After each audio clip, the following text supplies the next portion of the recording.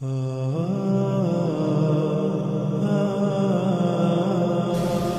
Arifin, Pak Kiai, semua yang dimuliakan Allah Subhanahu wa Ta'ala. Sebelumnya saya minta maaf, dandanannya kayak Kiai. Saya bukan Ustaz, bukan Kiai, bukan ulama. Saya seorang musisi yang sampai hari ini masih berkarya, Ustaz.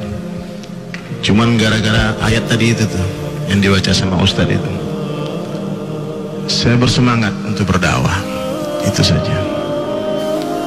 Jadi hadirin mulia, intinya seluruh manusia ini, siapa saja dia, itu menginginkan kebahagiaan. Orang kaya, orang miskin, pejabat, petani, pemusik, pemain film, ulama, siapa saja. Namun sayang hadirin yang mulia, begitu banyak manusia yang ingin bahagia, sedikit yang tahu di mana Allah letakkan kebahagiaan. Sementara Allah Subhanahu wa Ta'ala telah menjelaskan sejelas-jelasnya di dalam Al-Quran, kebahagiaan hanya dalam mentaati Allah. Siapa yang taat kepada Allah dan Rasulnya, maka itulah kesuksesan yang besar. Jadi orang miskin untuk bahagia itu sebetulnya tidak perlu harus kaya dulu. Taat kepada Allah pasti bahagia. Ini ketetapan Allah, nggak bisa diganggu gugat. Sebagaimana Allah Subhanahu wa Ta'ala telah menetapkan rasa gula itu manis. Orang kaya makan gula, dia akan katakan gula itu manis. Orang miskin makan gula, akan katakan gula itu manis. Presiden, gubernur, bupati, polisi, jenderal, siapa saja yang makan gula, kita tanya bagaimana rasa gula, Pak? Apa katanya? Manis. Begitu juga hadirin dengan ketaatan. Orang kaya taat kepada Allah pasti bahagia. Orang miskin taat kepada Allah pasti bahagia. Presiden, gubernur, bupati, rame-rame, sendirian, amalkan agama, taat kepada Allah pasti bahagia. Sebagaimana kebahagiaan ikan ini hanya di dalam air, begitu juga kebahagiaan manusia hanya dalam ketaatan. Satu detik ketaatan kita kepada Allah itu lebih berharga daripada berjuta-juta detik ketaatan manusia kepada kita. Jadi hadirin mulia, siapa saja yang mengenal Allah Subhanahu wa Ta'ala pasti akan cinta kepada Allah. Siapa yang cinta kepada Allah pasti akan takut kepada Allah. Takut kepada Allah ini berbeda dengan takut kepada makhluk. Orang kalau takut kepada makhluk, dia akan lari menjauh. Tapi orang yang takut kepada Allah, dia akan mendekat, merapat kepada Allah Subhanahu wa Ta'ala. Dan siapa yang mencintai Allah hadirin mulia pasti akan mencintai Rasulullah sallallahu alaihi wasallam. Pasti. Karena memang sunnah dalam bercinta itu begitu. Orang yang mencintai seseorang akan mengikuti dan mentaati orang yang dicintainya, dan akan mencintai segala sesuatu yang berhubungan dengan orang yang dicintainya, dan akan mencintai apa yang dicintai oleh orang yang dicintainya. Jadi kalau kita mengaku mencintai Allah, Allah sendiri perintahkan dalam Al-Quran, qul in kuntum tuhibbunallaha fattabi'uni yuhibbukumullah. Jadi kita diperintah oleh Allah Ta'ala untuk mengikuti Rasulullah sallallahu alaihi wasallam. Baru Allah Ta'ala akan mencintai kita. Jadi hadirin sekalian, kalau ada orang yang mengaku mencintai Allah sementara dia tidak mau menghidupkan sunnah Rasulullah sallallahu alaihi wasallam, pastikan orang ini pendusta. Dia pasti sedang berdusta. Kalau ada orang yang mengaku mencintai Rasulullah sallallahu alaihi wasallam tapi dia tidak menghidupkan sunnah Nabi sallallahu alaihi wasallam, itu suatu hal yang tidak mungkin hadirin mulia. Dulu Ustaz, saya suka sama satu band luar negeri, band metal. Terutama namanya Sepultura, Metallica, Slipknot, System of a Down, macam-macam Ustaz. Itu Ustaz, rambutnya saya tiru, bajunya saya tiru. Dia pakai gitar, saya lihat merek gitarnya apa, saya tiru. Sepatunya saya tiru. Kemana-mana bangga mengikuti orang yang saya cintai. Saya mengidolakan mereka. Kemudian hadirin mulia, setelah ada dai datang kepada saya menceritakan, ini nih orang yang harus diidolakan, ini satu orang, manusia terbaik, Nabi yang terbaik, Rasulullah sallallahu alaihi wasallam. Itu kapan? Tahun 2000 Ustaz. Tahun 2000. Itu lagi main musik atau selesai musik? Saya sedang manggung di kafe itu di Bali. Ditemui sama dia? Ditemui. Ini dai ini luar biasa. Ini waktu saya lagi manggung, saya bilang, ini Pak Jenggot datang ke kafe, ngapain? Apa mau ngebom kafe ini bagaimana?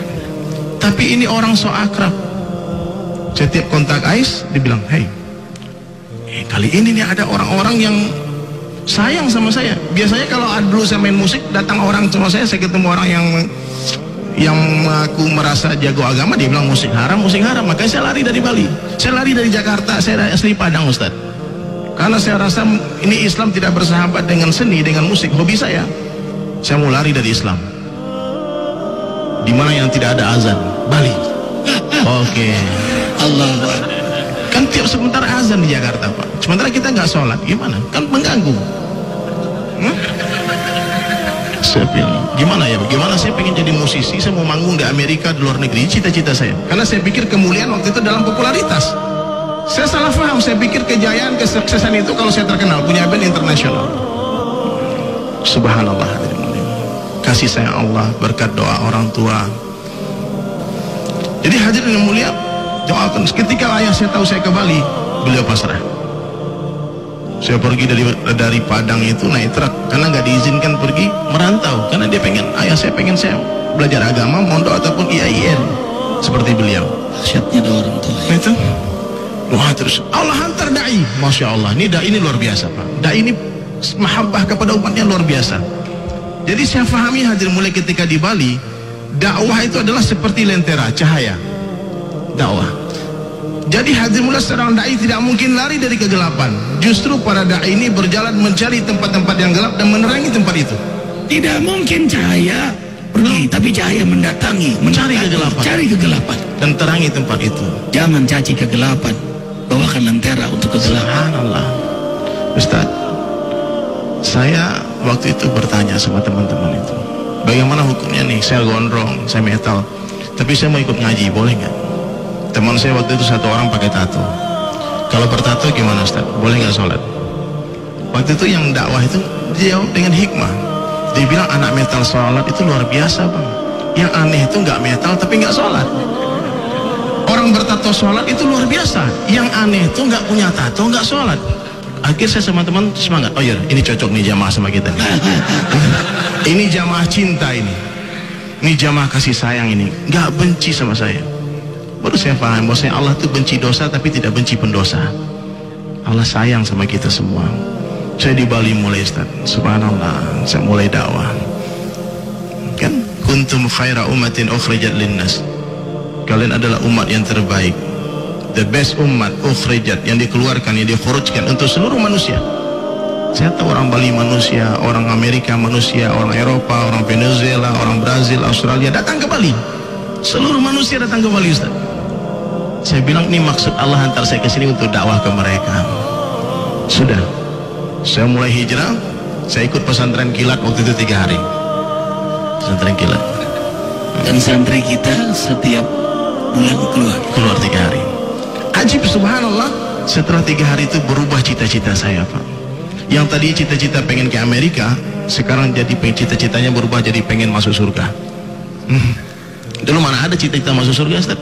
Saya pikir surga gak enak. Orang-orang masjid kan sepertinya gak ada partinya, gak ada senang-senangnya kan. Saya pikir begitu. Ternyata hadirin mulia, setelah saya menjalani agama, belajar agama, masya Allah, ternyata orang beriman di setiap detik dibahagiakan oleh Allah dengan amalan-amalan sunnah. Kehidupan orang beriman itu ternyata penuh dengan hiburan. Zikir nikmat, baca Al-Quran bisa nangis nikmat. Ini saya pahami. Jadi saya pahami kita ini umat Rasulullah SAW. Khairah umat yang terbaik. Umur kita singkat, 60-70 tahun. Tapi yang singkat ini bermakna untuk membina akhirat yang selama-lamanya. Sekarang ini umat lupa hadirin mulia, menisbatkan dirinya kepada kesukuan. Bangga saya orang Padang, saya orang Jawa, saya orang Sunda, saya orang Bali, saya orang Amerika, orang Arab. Mestinya nisbat kesukuan dihilangkan dan diganti dengan nisbat umat Rasulullah. Saya umat Rasulullah SAW. Banyak orang yang bangga, saya lawyer, saya tentara, saya polisi, saya supir taksi, saya pedagang, petani. Bukan, saya dai. Dakwah ini mesti dijadikan kerja utama kita hadirin mulia. Kerja utama.